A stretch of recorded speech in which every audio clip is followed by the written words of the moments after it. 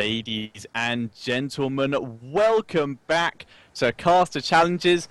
Well, I say back, it's been a long time since we have been here, but today, some of you who aren't watching this in the VODs are in for the first ever live episode of Caster Challenges with the help of Game Social TV, so a huge thanks to that.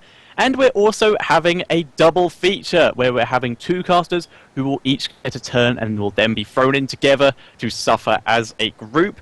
So, please welcome my wonderful guests today. We have Root Nathanias and Infinity 7 Zoya. Hi. Greetings. Greetings. This is Nathan's first time on the show, guys, for those in chat, so it's going to be fun. I was just going to ask, so Zoya, you have been on the show before, haven't you? Yes, like a few months ago. Okay. Alright, have we had any conversation as to the kind of challenges, as to what challenges I'll be giving you? Have we had any kind of rehearsal or anything? No, man, this is all legit. Easy peasy. Okay. And Nathan, this is your first time on the show? Yeah, I've never done anything like this before.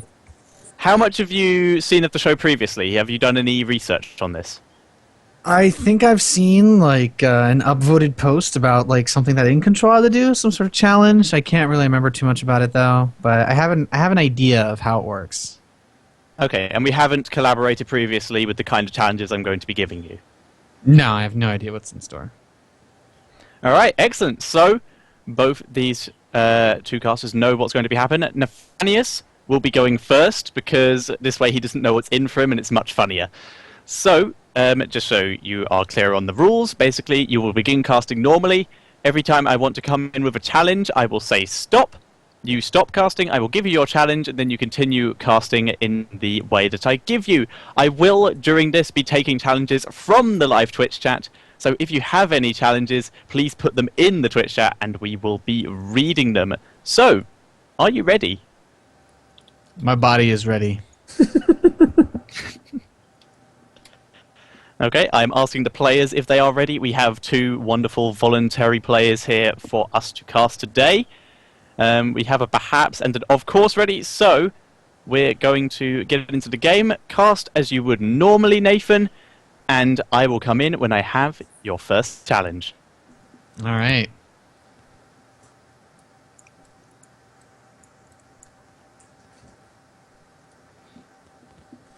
I'm so excited for you, Nathan. This is going to be interesting. He's popping his caster cherry. I've got a fun one for you. Just be ready.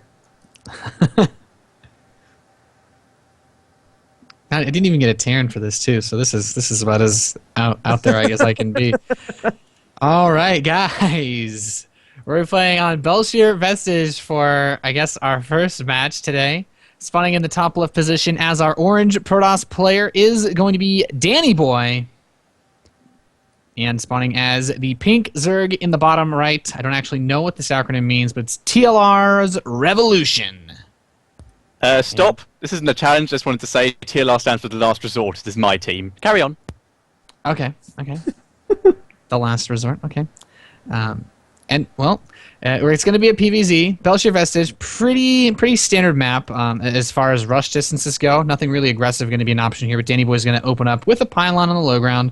Will look like he wants to go for either some sort of Nexus first build or Forge expand, depending on the timing of the spawning pool that he does scout from Revolution. And Probe's going to be beginning to make its way over the field. So as far as builds that are pretty normal on this map, I would say that it's not going to be quite like an Immortal Century push type of map. There's a little bit more space. It's harder to force field into choke points, I think, by the natural expansion. But we could see a little bit of Stargate play. There's, despite the map being narrow, there's a pretty reasonable amount of airspace outside of the main as well as the natural. But he's going to come in here, scout, sees no pool on the way yet, so he's not under any danger. And in fact, we should see a spawning pool. In the style of your favorite cartoon character. Cartoon character. Oh man. Let me think if you here. can't pick if you pick a favorite, then just pick any that you think you can do. Yeah, I haven't watched any cartoons in a long time. Okay, so And now he's going to be going to throw down his hatchery, but the probe's power level is just enough to keep it from getting there. And there the pylon's going to begin to block it. With the spawning pool completing soon, he should be able to get rid of this, but we do have that forge, so a counterattack will not likely be possible. He's beginning to move his probe back over towards the natural, and it looks like Revolution's going to just try to take his third base instead. Probe will be moving into position, and now we have that Nexus underway. The probe will be getting its cannon together, and that Overlord Scouter sees the power. Stop. Just quickly, Zoe, do you have any idea what that was? It was from Dragon Ball Z, but I have no is. clue who he was trying to be. I think the chat's got it as well. Is it Nappa? Yeah, Nappa. Yes, okay. Everyone loves Nappa. Can you give us an over 9,000? It's over 9,000! Alright, now, cast in the style of Too Good. Too good. Okay. Well, I mean, he's just going to be throwing down his cannon. He doesn't give a shit what's going on over here. He's got another hatchery. He's pretty much just saying, it's whatever. We got, a probe moving back. There's a Zergling coming after. He doesn't give a shit. He's just going to go back home. He's not going to kill him. The shields will regenerate, and he's going to get his gas together. Probably go for a Stargate or something. Not like he really cares. He's just kind of doing his job, I guess. He's just a probe, not really sentient at all. And yeah, at the same time, a Zerg player, no, he's just throwing down a bunch of drones. Nothing really interesting going on over here. He's just like, well, fuck, I got blocked, so my hatchery's just going to be a little bit delayed. Okay, stop. Promote you and everything you do, including all of your team sponsors, before the 6-minute mark. All right, and when we have that probe throwing down that 7 score, you can see how well precisely it was placed. Of course, he didn't have to misclick that keyboard at all, thanks to that wonderful DOS keyboard. And as we can see, the Overlord is moving along the left side position to possibly scout out any tech that Danny Boy could be going for. He definitely wants to make sure that he's not going to be rooting for anything like a fast Stargate play. And of course, you know, I feel like this Zealot he's running out there, he has definitely been keeping up on his strategy from youtube.com/DarkNathanias to make sure that this isn't going to be any kind of crazy build. And of course, Revolution, he's definitely got all the information thanks to mygamer.info. Okay, stop. Your time is up on that one. All right. Describe how everything that you see in this game is overpowered. I mean, look at this ridiculous probe. Like, it's going to get away. It's going to have shields. Won't even be a problem. And the Queen's even going to kill this. Like, how stupid is that? He can't even walk in and just check. And I mean, at the same time, he can't even get scouted. He's got a freaking photon cannon. Like, how are you supposed to get past that? With that Zealot, things like LeBron James guarding the freaking net. How are you supposed to get past him? That's not going to get anywhere. These Zerglings, what? They could just look around the map for free? These things are stupidly fast. He's going to get force fields. Like, look at this. He doesn't even have any units at his main base. Danny Boy is absolutely ridiculous right now. And look at Revolution. He's not even building anything himself. He's just building drones. Both of these, like, these races are just so broken. He's going to go for a poke here, but he doesn't even need units to defend this. Like, that's how ridiculous Zerg is. He's like, oh, well, he'll just show up at the last minute, and it won't even matter. His Overlord's not even going to scout him because Zerg's broken anyway, so why does he need to know what Danny Boy is going to do if he's just going to win the game anyway? So he's going to build a lair because that's what greedy players do. He's going to get an evolution chamber for no reason because he's like, well, I might as well give my opponent some kind of handicap. And the Zealot Stalker is going to come in. They're like, oh, well, there's creep here, so he knows I'm here because that's completely broken as well. And he doesn't even have a spine crawler. He probably just hold this with just drones because that's how stupid Zerg is. He can just make 20 more of them anyway in like 5 seconds. Robotics facility coming in, so he's probably going to make some mortals because, you know, those just kill everything Zerg. Cast in the style that you are euphoric.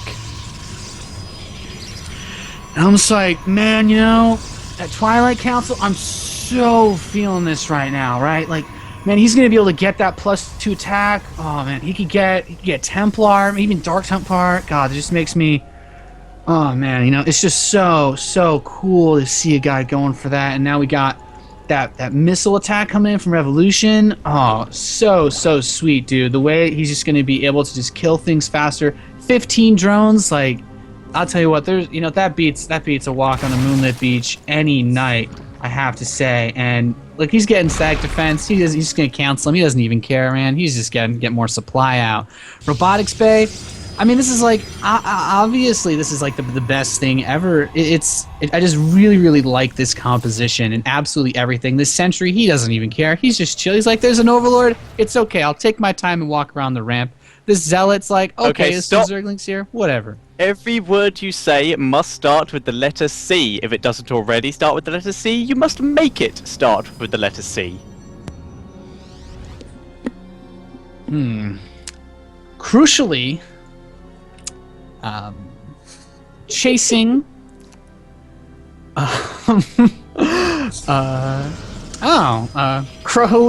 Hallucinating. Crimey Cranixes. Craning. Crortha Crace. Croycroft. Creep. Countering Krotos's Crexpo and Crunchies.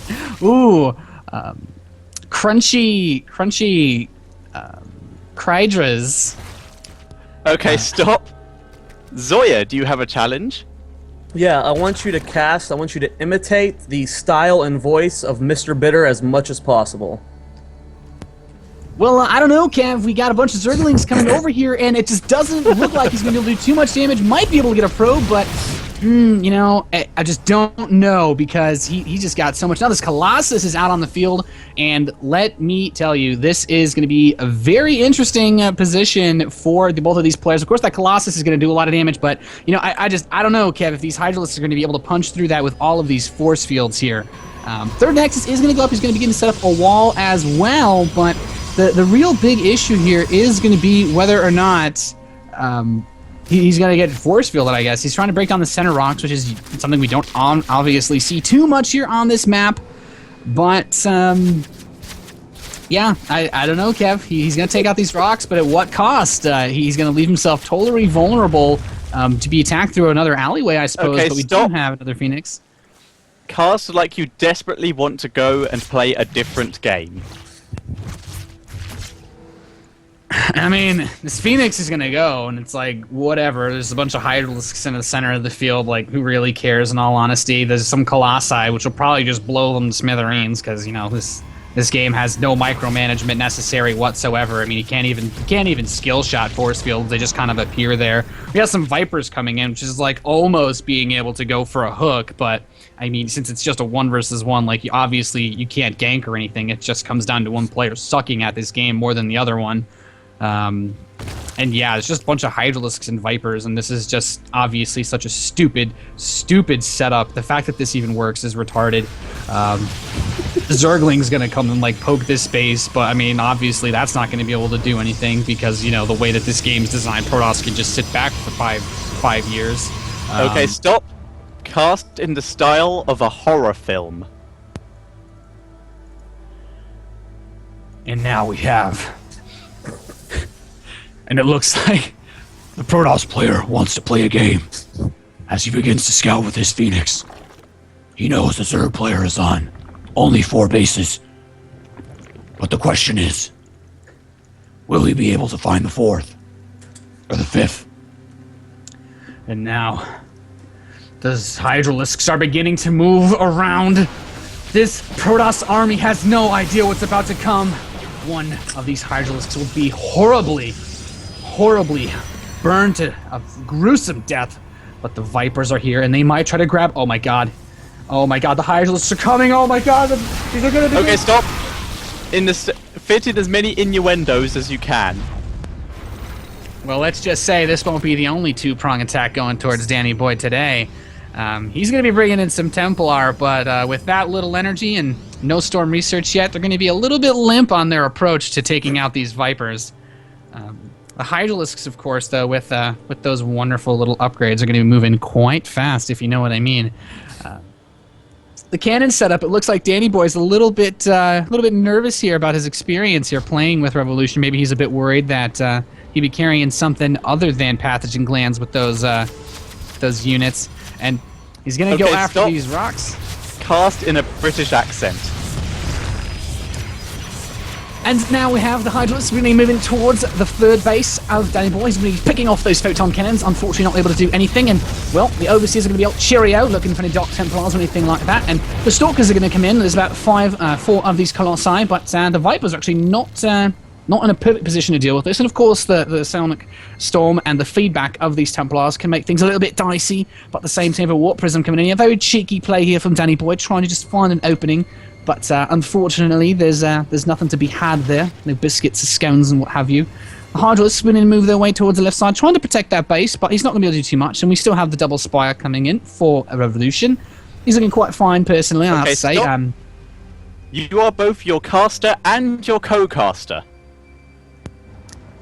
I don't know, Nathan. I feel like this is going to be a bit of a weird engagement here. There's just so much air effect damage on the field for Revolution. Yeah, man, I totally understand it. He's coming in. He's going in for the big attack. The Blinding Cloud, not able to do much, but he abducts those Colossi. Do you think this is going to be the proper play? You know what? I have absolutely no idea. I think losing all of those Colossus is going to put Danny Boy so far back that Revolution, there's not enough air effect damage. He's going to drop a Storm. And oh my god, I have absolutely no idea if this is going to work. What do you think? He's got some hallucinated Colossus. And, well, I mean... the Colossi were a pretty nice touch, but I feel like the Storms just weren't enough to actually pull him back in there. He's lost pretty much everything, and we have the Zerg players still maxed out. The Protoss players just kind of like, yeah. I mean, do you think he's actually going to be able to do anything? Well, to be perfectly honest with you, man. Cast in the style of Billy Mays. And I gotta say, man, we've had a lot of these Hydralisks coming up here, but wait, there's more roaches streaming across the field, and I gotta say, I don't know if $1.99 off is gonna be able to save Danny Boy's fourth base. He's coming in. He is gonna knock down these photon cannons, and I feel like this is where you need a Hercules hook to hold this game together because he is falling apart faster than Mighty Putty between two giant steamrolling trucks. These probes are gonna get caught off guard here, basically wiped away like OxyClean. And that is going to be it for the economy of Danny Boy. And here we go. We've got Hydralisks here coming up. And it looks like he is going to be pressing in with the biggest deal of Revolution's life. Danny Boy, I don't know if there's any discount for army units, but he cannot afford to deal with a sale of this magnitude coming out of our Zerg player. That Warp Prism's coming in, but... You must attempt to sell StarCraft 2 to the people watching. I mean, as you can clearly see, the level of finesse required to pull off these maneuvers is not only something that is an indication of your incredibly intelligent mind to be able to play this game, but also a great display of the ladies of how good you are with your hands being able to micro these units. So, as far as the skill level for this game goes, if you want to impress people, believe me, this is the game to play. Look at that army from Revolution. That is such a good setup here. You want to throw that in your architecture degree? Boom. I can make Hydralisks. I can make roaches. And look at this. The Colossus. He's behind, but sure, he's playing this classy. Look, just look at the decision making that comes here. You want to know crisis management for your next job application? Boom. I can make Colossi and use force fields in a split second. This is... Zoya, you say you have another challenge? Yeah, Nathan, cast like you just woke up in a room full of people and you're naked. Well, I mean, I cast normally like that, to be honest. Yeah, he's got some Colossus here. The Vipers are coming in as well. I guess he's going to move in towards the natural. Protoss enemy's not really where it needs to be. A couple probes are going to die. Some Void Rays too. I feel like Revolution's got a lot of stuff here. You can only cast in sentences of 7 words. No more, no less. And the Void Rays are dying quickly. The Templar are all, well, dead. The Hydralisks are pushing into the natural. And that is going to be the game. Well done. Well done. So that's harder than I thought it would be. It always is. That's it's what hard, I get man. from everyone who comes on. Okay, so how did you find that? Like, what were some highlights for you there? Well, to be fair, I can kind of forgotten the kind of like dialecty way that Too Good speaks. I just tried to come off as really good. I tried to just come off as a bit of a dick. And I don't know. That was interesting. I did like. I mean, obviously, British accent stuff is stuff that I do all the time, but that was pretty good. I like being able to throw the Saw reference in there. Yeah. Yeah, And people the first in the chat line was did Saw. mistake that for Batman. Yeah. Yeah, it's a balance between some of them like that, but It was good though. Indeed. Right, so next will be Zoya, so you're going to be able to get your revenge, Nathan. But until then, I need to find 2 more players for us. So we're going to head to a very quick music break while I attempt to find another player. So, see you all in a second.